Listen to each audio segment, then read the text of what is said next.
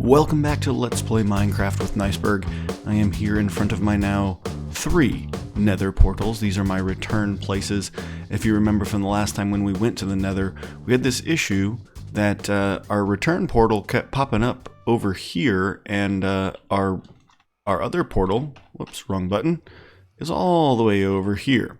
Now, I think I figured out what the problem is. You see, that portal over there is at a coordinates of -30, 66, 19.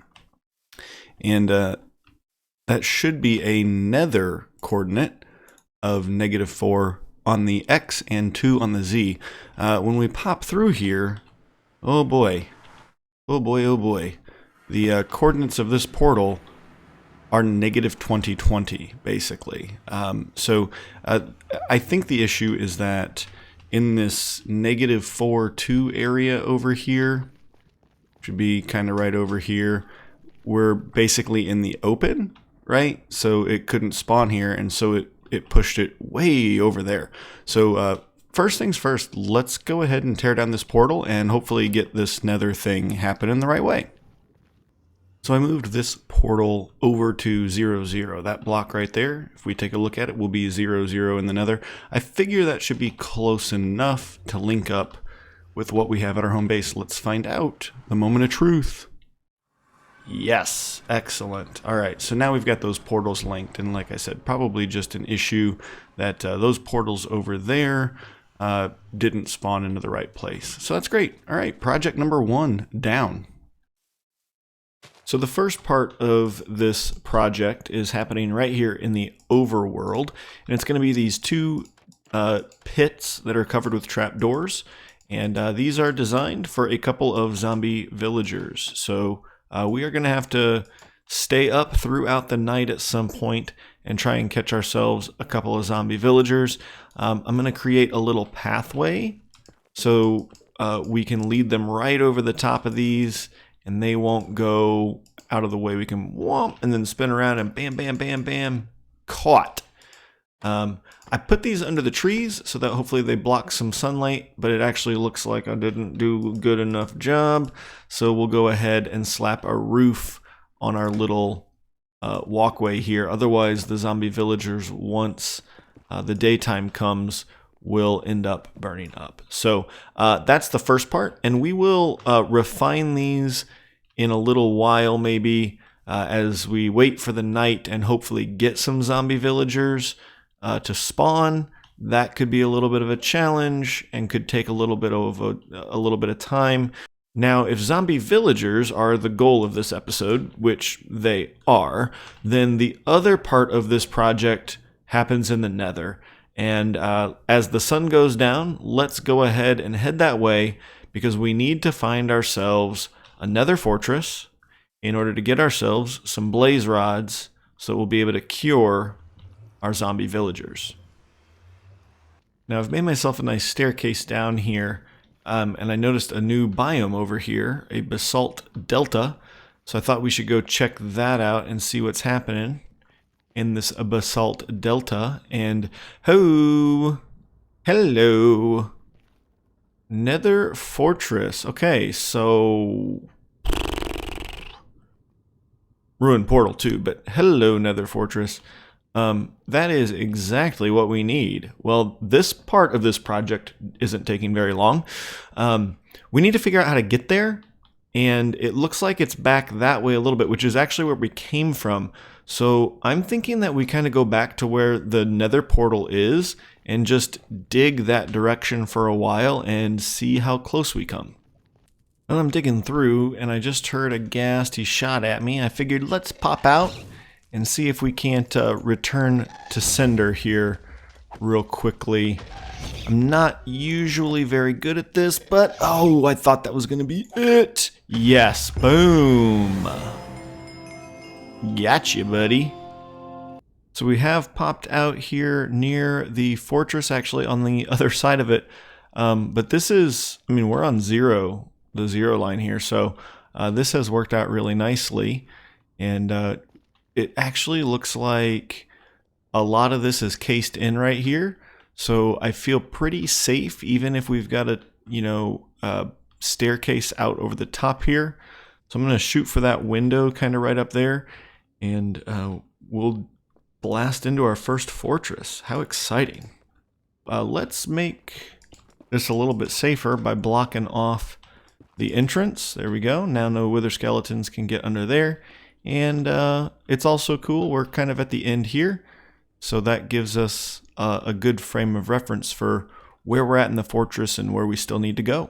Now as we go through the fortress every now and then, I'm going to drop 3 blocks over the top. So I get these little breaks where if I do get caught by a wither skeleton or something like that, it doesn't take me too long to get back to a place where I'll be relatively safe.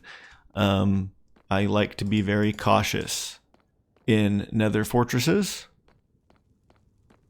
I've been caught in too many death loops in nether fortresses to not learn a good amount of caution. It looks like we may have a blaze spawner down there. Let's check the end of this hallway and then we'll turn the other way. Whoa! Hello, blaze. Boy, that could have been horrible. Whoa, there's a spawner right there. Okay, so there's a lot of things happening at that intersection right there that are making me very uncomfortable.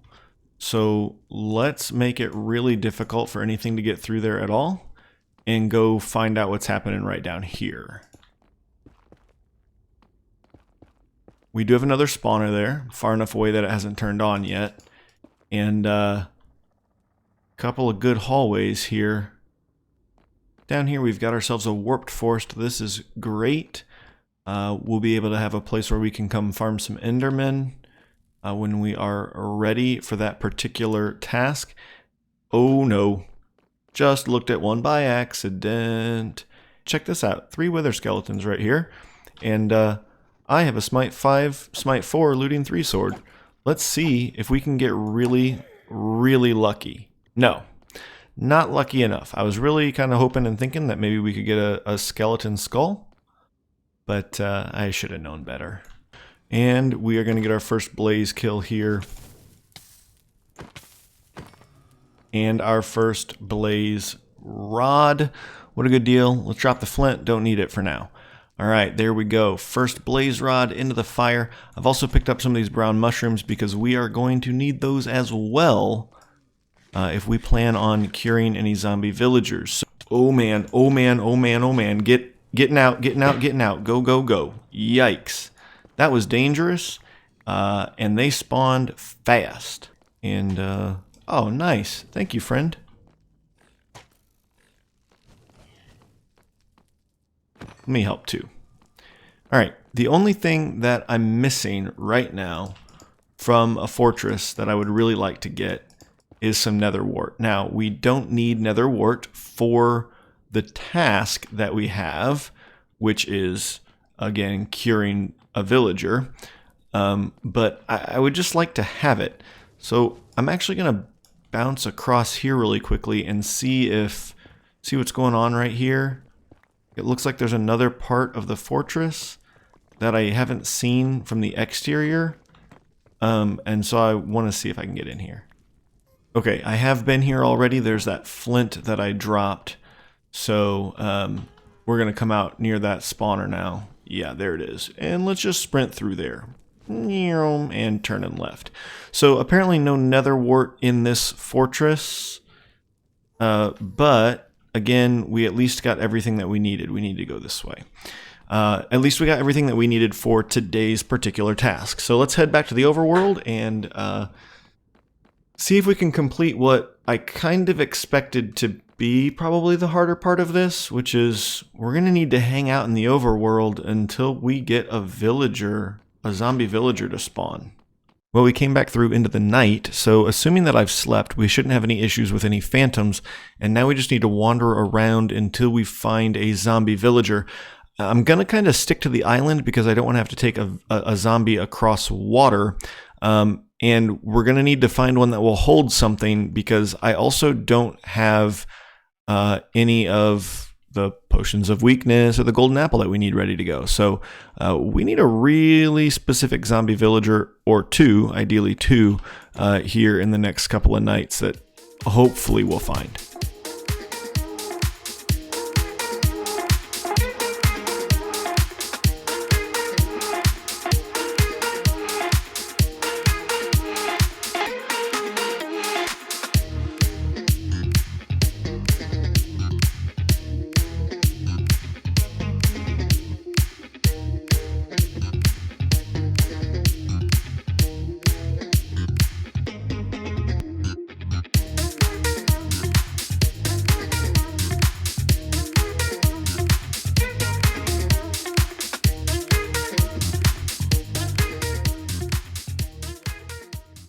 And there is our first one, and he is a jungle villager too. All right, let's see if we can get him to grab a baked potato.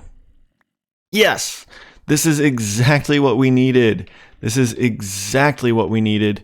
I am pumped that we have found our first guy. Villager number one got.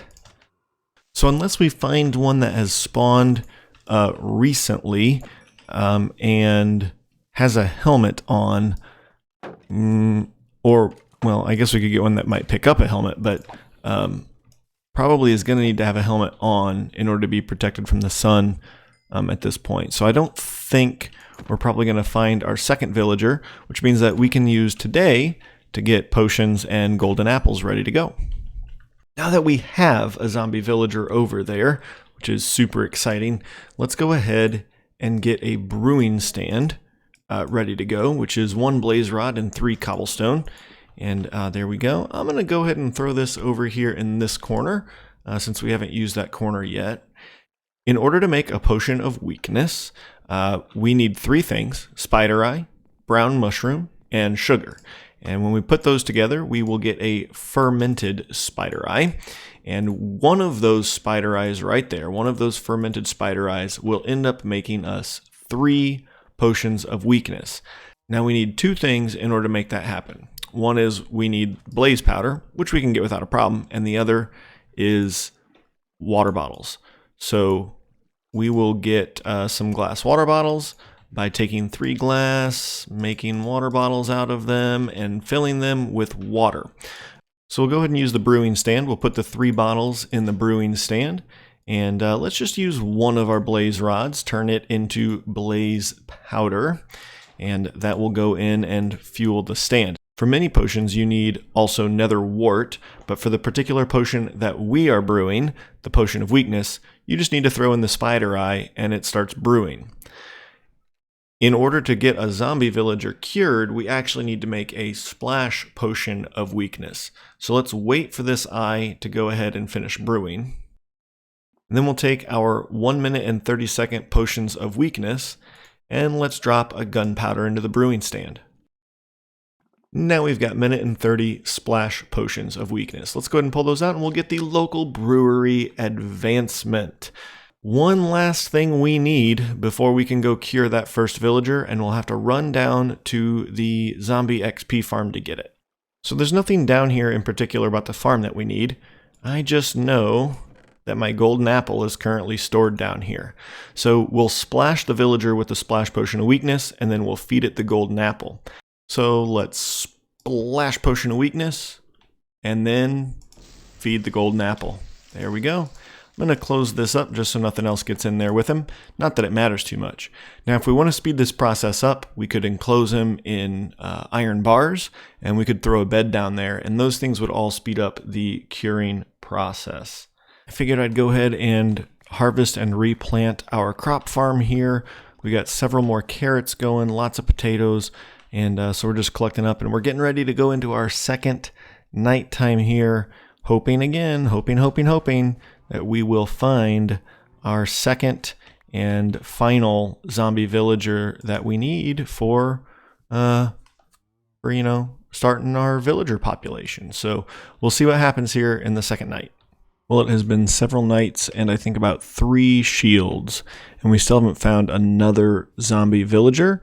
So I think it is time to take a different tact. I need 2 villagers. I want 2 villagers before the end of this episode. And so I think it's time to take a different tact and go see if we can find a village. I think I saw poking over the top of the trees there. Yes, there we go. A Savannah village. And thankfully we're seeing glass in the windows and not cobwebs, so that means that we should have some villagers here. And we will be able to complete our task for today's video. We'll take the boat with us because that'll be the easiest way for us to get the villagers out of here. Hello, friends. Alright, let's snag somebody here. You don't appear to have a job. You want to come with me? Want to come with me, friend? Come on, bud. Let's go get in the boat. We have made it to the water with a villager in the boat. And I should have checked. Let's see here. We're about -550, -700 or so to find that village if we ever need it again. Hopefully we won't. But, you know, better safe than sorry. And time to roll on back. It should be pretty smooth sailing to get back home. In fact, we're a lot closer, I think, than I thought we were, because I'm pretty sure that the shipwreck from the last episode is just on the other side of this sand. So we'll be home in no time. No, oh no, don't tell me that my villager has been zombified. No, no, I'm so disappointed. No, please tell me it's not so. No, no, no. That's the worst thing that could have happened.